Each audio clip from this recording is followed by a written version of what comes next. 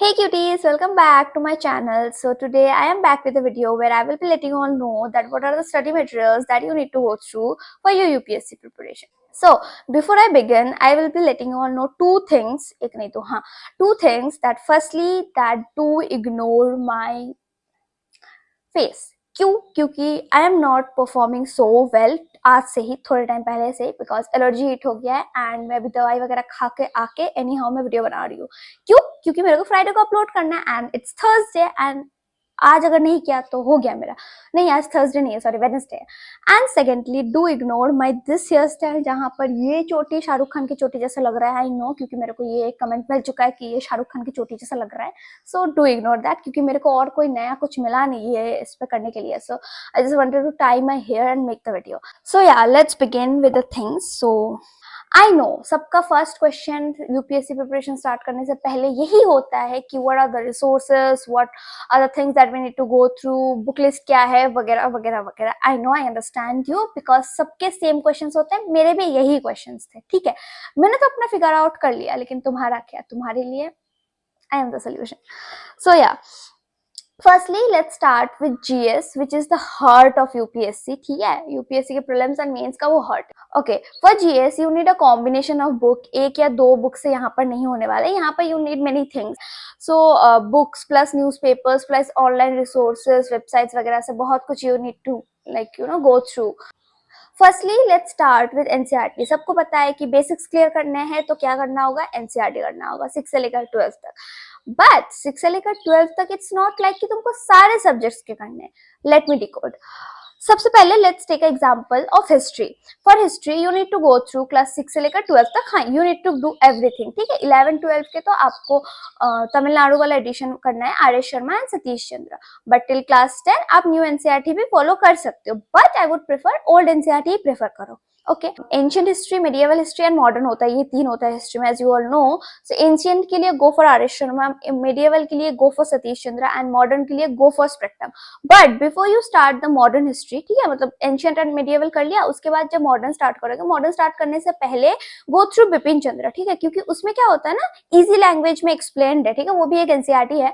So easy language में explained है, तो मॉडर्न मतलब वो जो स्टैंडर्ड बुक होगा स्पेक्ट्रम, वो तुमको समझने में प्रॉब्लम नहीं आएगा, क्योंकि स्पेक्ट्रम का लैंग्वेज थोड़ा टफ हो जाता है, ठीक है. So I would suggest you go through Bipin Chandra first, उसके बाद go to Spectrum. And for second, let it be polity. And for polity, I would suggest you class 9 से लेकर 12 तक करो, that is enough. 11 12 के बहुत ज्यादा important हो जाते हैं. 6 से लेकर 8 तक करने की उतनी ज्यादा जरूरत है नहीं. क्यों? Because वहां पर जैसे है discrimination, equality, liberty, ये सब. And these are so simple concepts जो बहुत ही minimum way में वहां पर समझाया गया है, and वही सब चीजें आपको 11 में repeat होते हुए दिखेगी, ठीक है. मतलब those concepts. So I would say for polity go for class 9 से लेकर 12 तक के एनसीईआरटी, वहां वही के नोट्स बनाओ. एंड 6 से लेकर 8 तक के बस एक बार रीडिंग मार सकते हो if you want to, but if you don't want just skip it. And for geography 6 से लेकर 12 तक के है, जिसको मतलब जियोग्राफी वीक है, जिसका जैसे मेरी तरह जिसके वीक है, सो गो फॉर 6 से लेकर 12 तक पूरा. बट क्लास 9 से लेकर 12 तक बहुत ही ज्यादा इंपॉर्टेंट हो जाता है जियोग्राफी का. क्लास 9 एंड 11 फिजिकल जियोग्राफी के लिए, and class 10 and 12 human geography के लिए. मतलब without this geography is impossible, मतलब जियोग्राफी के बेसिक्स क्लियर नहीं होंगे विदाउट दिस. एंड जियोग्राफी में एक ऐसा भी है कि एनसीईआरटी ही एनफ हो जाता है, ठीक है, मतलब उसके बाद you can refer to GC Leong. But ये 9 से लेकर 12 तक का जो एनसीईआरटी होता है, that is way more enough for geography. So yeah after that you can refer to GC Leong. For let it be science. For science you need class 6 से लेकर 10 तक एनफ, ठीक है. क्लास 12 बायोलॉजी के कुछ chapters चाहिए होते हैं, लेकिन वो साइंस के पॉइंट ऑफ व्यू से नहीं, वो एनवायरमेंट के पॉइंट ऑफ व्यू से. Got it? सो या 6 से लेकर 10 तक एनफ है. मैथ्स के लिए 10th लेवल तक के तुमको चाहिए होगा, वहीं तक पूछते हैं मैथमेटिक्स में. सो या that is enough. And for economics class 9 से लेकर 12 तक का, क्योंकि 6 से लेकर 8 तक तो इकोनॉमिक्स है नहीं, 9 से लेकर ही स्टार्ट है. सो 9 से लेकर 12 तक एनसीईआरटी करो, that is way more enough. And या उसके बाद आते हैं current affairs. Secondly current affairs के लिए डेली न्यूज़पेपर पे गो थ्रू द हिंदू और द इंडियन एक्सप्रेस, ठीक है. मैं जैसे द हिंदू फॉलो करती हूँ, and for that I go like I prefer Asim sir के लेक्चर्स जो डेली करंट अफेयर्स होते हैं, PW ओनली आई एस प्राढ़ में यूट्यूब चैनल पे, ठीक है, I prefer that. So yeah you can go through the Hindu, and मैं हिंदू अभी से कर रही हूँ क्योंकि जस्ट बिकॉज मुझे एक फ्लो पकड़ना है न्यूज़पेपर, अभी से तो नीड नहीं है. तो द थिंग इज मुझे बस पसंद आता है करंट अफेयर्स करना, इसलिए मैं अभी करंट अफेयर कर रही हूँ. बट लाइक हाँ, डेली करंट अफेयर्स के लिए you can go for Hindu.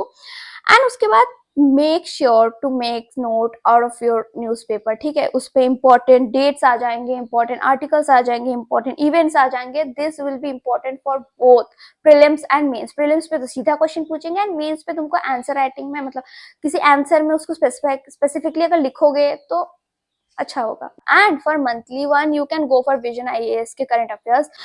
Trust me, vision IAS के current affairs is the best one. मतलब ये तुमको रिवाइज करने में बहुत ज्यादा हेल्प करेगा, ठीक है, उसमें नोट्स फॉर्मेट पे तुमको मिल जाएंगे.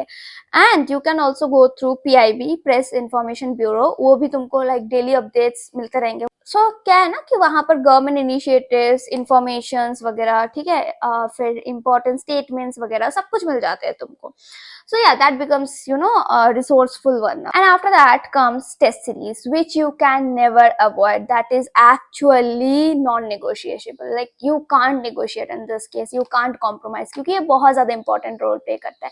Because it will help you to understand कि आपका preparation किस stage पे है and where you need to improve. तुम कहाँ पर strong हो, कहाँ पर weak हो, सारे you like you know help करेगा ये understand करने में. So आप बस पढ़े जा रहे हो, that doesn't make any sense, right? So you need to test yourself कि प्रिपरेशन कैसा है, कहाँ तक हो, किस लेवल पे हो. सो या for that you can go through vision IAS के टेस्ट सीरीज या फिर इनसाइट IAS के टेस्ट सीरीज. सो या उसके बाद comes answer writing. Answer writing के लिए कोई भी बुक तो सजेस्ट नहीं करूंगी क्योंकि it's a thing of practising.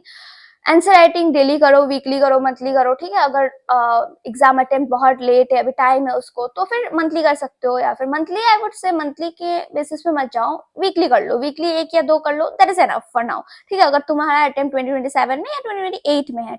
And also make sure to get your answer reviewed by any mentor, ठीक है, क्योंकि that will help you understand कि आप आंसर पे कहाँ लैग कर रहे हो, कहाँ आपका अच्छा हो रहा है, एंड कहाँ आपका you need to improve. So that will help you.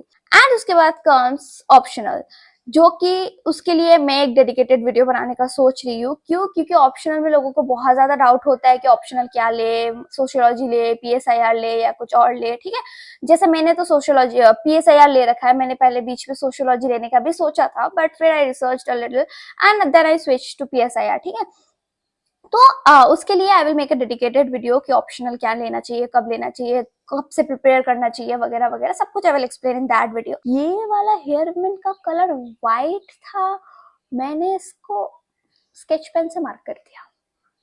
Okay, सो या ये वीडियो यहीं तक था. So subscribe for more such videos. अगर नहीं करना है तो भागो जा, पढ़ाई करो. बाय.